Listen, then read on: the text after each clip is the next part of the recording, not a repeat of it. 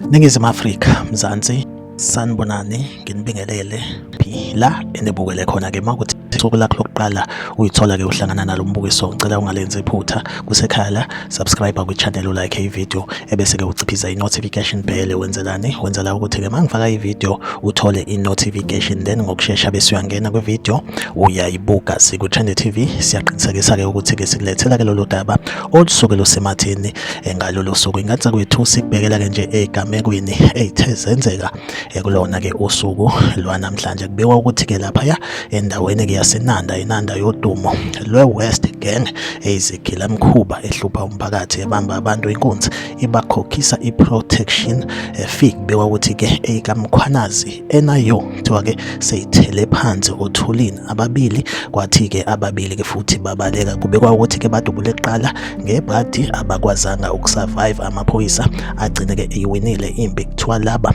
bebefunelwa-ke amacala okubamba inkunzi namacala okubulala, ukugqekeza endaweni-ke yakhona eNanda City. Well done team Mkhwanazi. Like i-video, subscribe kwi-channel, uphinde ukhomente kwi-comment section ungitshela ukuthi kuthini ukuphawula kwakho ngalolu daba. Siku-Trend TV ngizohleze ngikhona ngilethela-ke indaba eyishisayo eyisematheni usuku nosuku. Ahlangabezane kwi-video elandelayo.